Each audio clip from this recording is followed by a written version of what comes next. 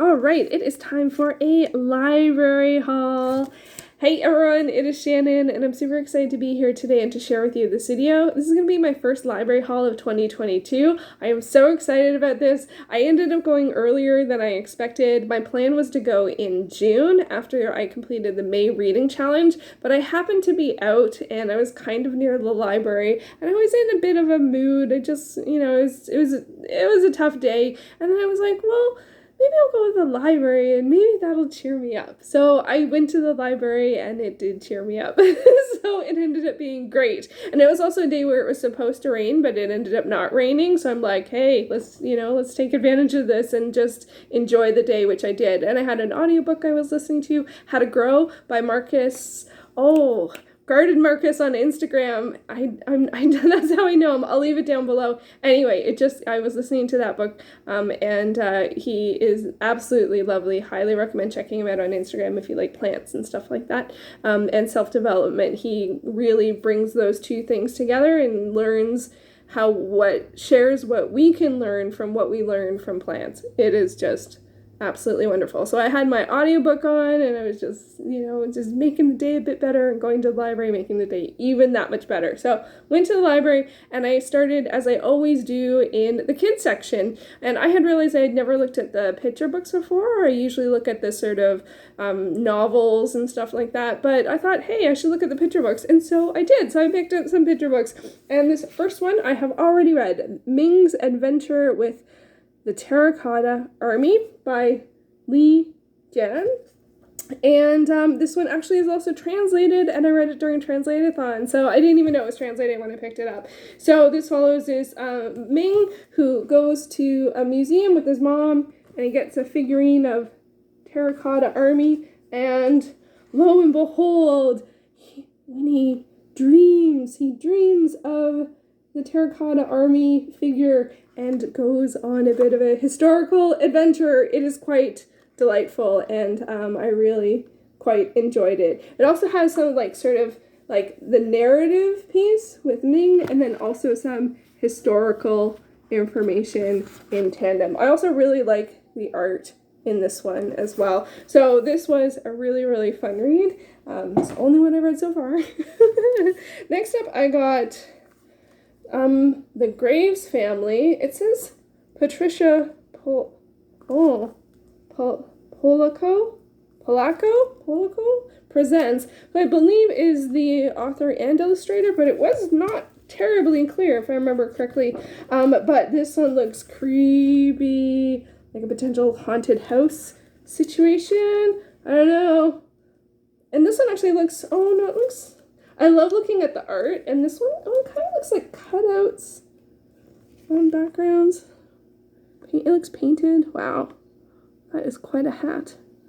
And tarantulas. Ah! So anyway, I haven't read this one yet, but it looks pretty engaging and very colorful and definitely creepy, and I love this door knocker here. So so I'm looking forward to reading that one.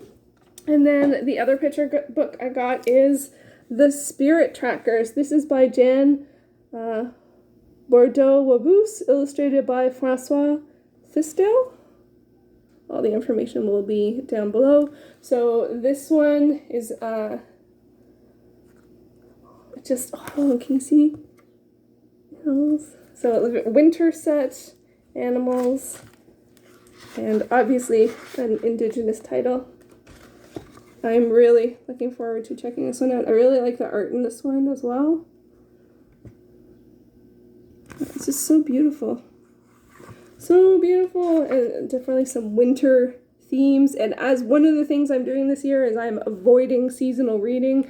So that doesn't necessarily mean intentionally reading things out of season, but for me, reading this today would be just as wonderful as reading it in the winter months. So yeah, so I am looking forward to that one. So there we go. That one's also Canadian. So there we go. So those are the picture books that I picked up. Next up, I looked at the kids' chapter books. I love looking. They have always like the spinners. And I also really like those ones because they're just sort of general fiction.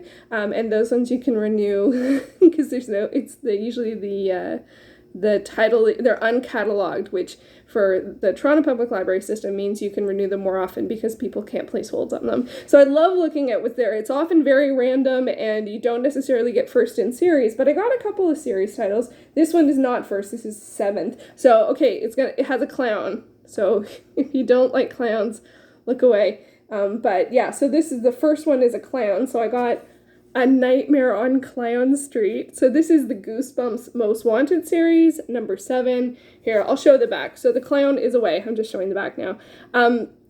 So I did finish the Goosebumps series earlier this year, so I thought it'd be fun to pick up another Goosebumps title. They're so fast, and it's just fun to have one on the go, and I haven't found another kids series that's sort of the same pace yet. So I thought I would randomly read this one. I have read another one from this series, The Lizard of Oz, which I think is the last book. This is just like a 10-book miniseries. So I thought it would be fun, and I'm not committing to reading like all of the Goosebumps or whatever. I read the 62 of the classic series, and I'm good with that. But I realize there's something I really like about reading kids' books of this pace. So until I find an alternate, I will apparently be reading about clowns. I don't know. Maybe that one's a big, big clown on the Nightmare on Clown Street. Maybe that was a big mistake. I don't know. Maybe I won't read that one. Maybe I won't. I don't know. Anyway, also in the kids section, I picked up this one. This is Theodosia and the Serpent Chaos, written by L.J. Is it Lefebvre? Lefebvre's? And this one is illustrated by Yoko Tanaka. And I really like the illustrations. I can't tell if there's tons of them. They always have, one of the things I love is that all of the chapter titles have a cat, and it's a different cat. Like, it's a different drawing every chapter, and there's lots of chapters, so there's lots of cat drawings. So I love that. It's really awesome. But I don't know how many illustrations there are throughout. I think there are some. I'm not coming across. I don't, they can, I don't want to do it in the second half of the book. Maybe they aren't. I don't know. Anyway, this one's also available unscribed, but sometimes, especially, but sometimes when this is over 300 pages, which is like my limit this year, so, I don't know, sometimes it's just faster to read, not that it's all about the speed, but sometimes it is faster, but also with all of those cat illustrations, there's just something really nice about reading that in print. So this happened to be the first book in the series, so that's really great. I think it's a mystery series. Frankly, I'm not fond of surprises, as the ones around here tend to be rather wicked. The character, Theodosia, spends most of her time in the Museum of Legends and Antiquities in London. There, all of the artifacts her parents dig up around the world are put on display and studied. But what her parents can't see, and what Theodosia can, is the curses and black magic still attached to the ancient pieces. And it's up to Theo to keep it all under control. Quite the task for an 11-year-old girl. So I think she's quite the sort of like industrious 11-year-old. And she's got a cat friend, so I'm not super fond of magic being considered bad, but we shall see how this goes. I believe the series is on Scribd. I was surprised, though. I thought this was a finished series, but Goodreads does list that there is an additional book that's forthcoming, even though there hasn't been a new book in quite some years. So I didn't know that. That's always one of the chances with picking up stuff at the library is like, you can look everything up, but for me, I just sort of do the best I can and make the best choices without doing too much research. And it's just, you're just borrowing it. It's not a commitment to read every single thing, although I probably will read most of this. Anyway, next up we have a classic, Judy Blume's Are you there, God? It's me, Margaret. Now, this is one that I have read. I read this when I was a kid. It's a coming-of-age girl-teen story. And it has an upcoming film adaptation coming out in September this year. I wasn't sure about, I knew it was on the radar, but I wasn't sure if it was a film or a series, a TV series. I looked, it's coming out September this year. And I picked up this. They had a couple of different copies, but this one seemed to have, does not have it? It seemed to have some handwriting in it. Maybe it was just the one page I found. Oh, seriously? It's really easy. Like, it's really big font. Well, there is at least one piece of handwriting, a handwritten note. Okay, there's at least two. So that's why I picked up this particular copy, because there were several. And anyway, I just thought it would be a fun reread. It's also, like, I feel like we don't get a lot of, like, for me, this is the classic coming-of-age story. And I'm curious because I know it was written in the 70s, and in terms of like stuff like puberty and that kind of stuff for girls. And I even then some of the things are outdated. So I don't know if they've updated any of the things in terms of menstrual health products. So I'm curious to see if they did update any of that. This is a more recent edition or not. Like there's no extra, I don't know if I feel like there should be any reason to do that.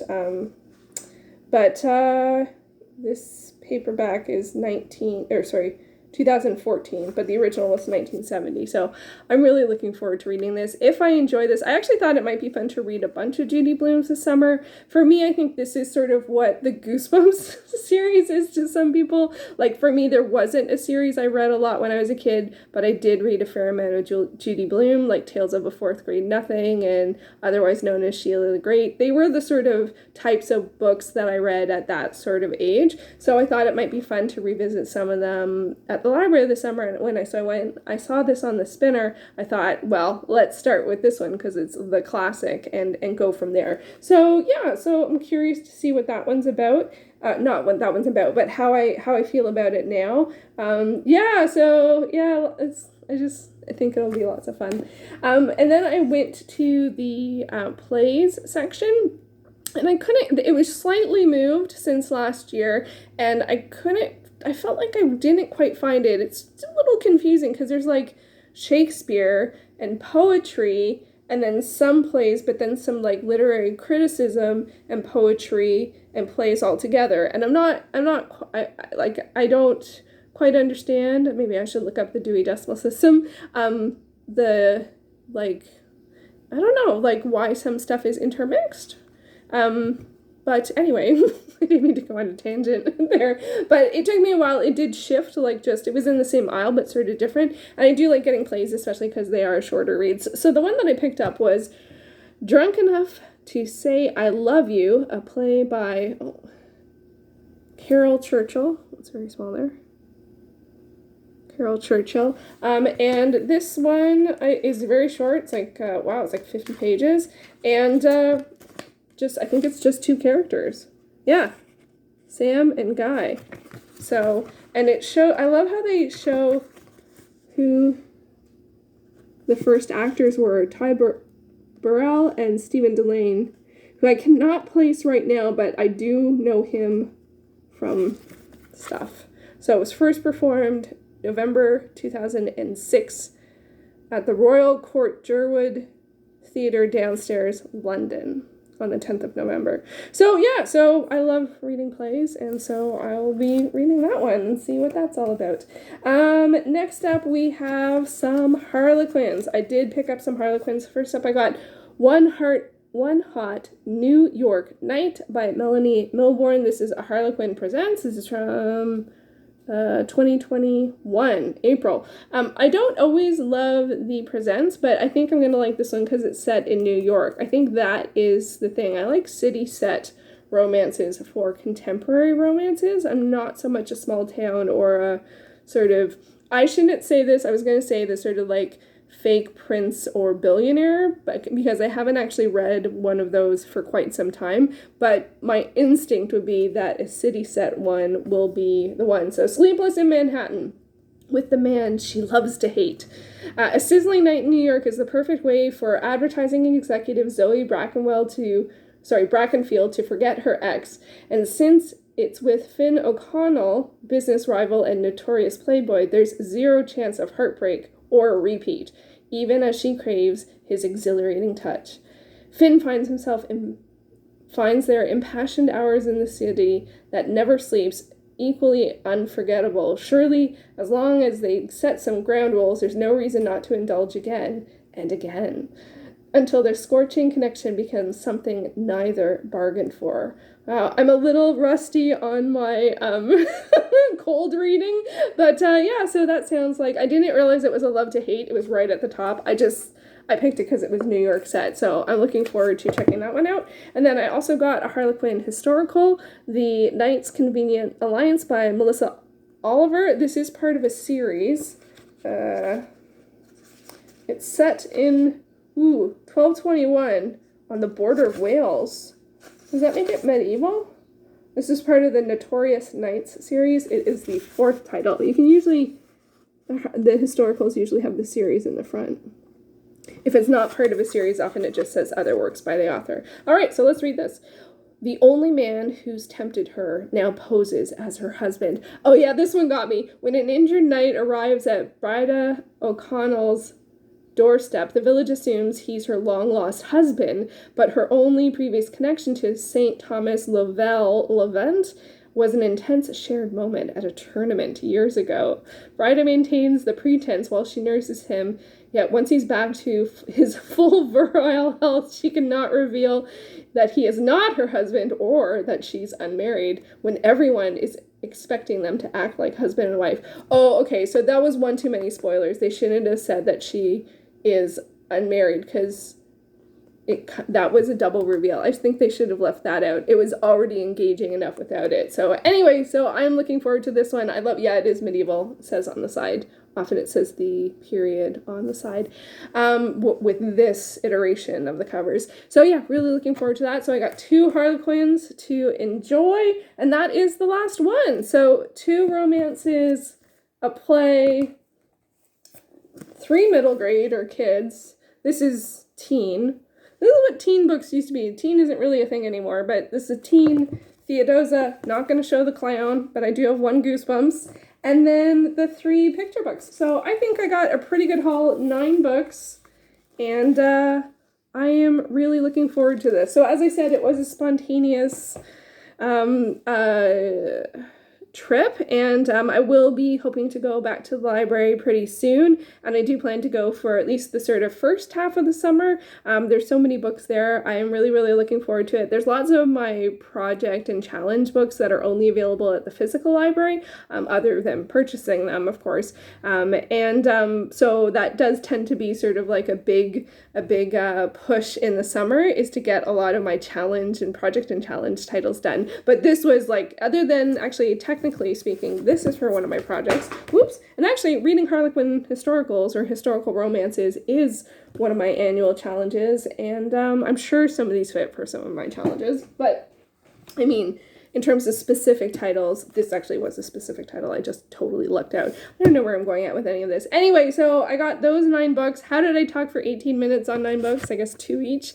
And so this was really fun. I don't know if I probably will still do library hauls, or I might just like work them into my Friday reads. I don't know. Let me know. Would you prefer separate library hauls? I think they're always fun to do. But I know that last year it got a little like I was always reading my library books, so I dropped my Friday reads, and I missed doing Friday reads. So I'm trying to figure out what I should do this year. So let me know. Do you want library hauls and Friday reads, or library hauls and no Friday reads, or Friday reads and no library hauls? What are your opinions on library hauls and Friday reads? I'm sure no one else even noticed that I didn't do Friday reads last summer, or maybe they did. It's been one of my staples on the channel for almost the entire time I've been talking about books, that it's so weird to not do them. But for some reason last summer, I think I dropped them in the summer. Weird. I will try and figure it out. Let me know. Do you want to see library hauls? Yes. Do you want to see Friday reads? Yes. Those are the 2 questions I actually really want the answer to, and I will figure out how to make everything go and do my best on that front. Okay, there you go. There is the library haul. Let me know when's the last time you went to your library. Do you like to do spontaneous trips, or are you more of a planner, which is what I will be after this spontaneous moment? Okay, thank you so much for watching.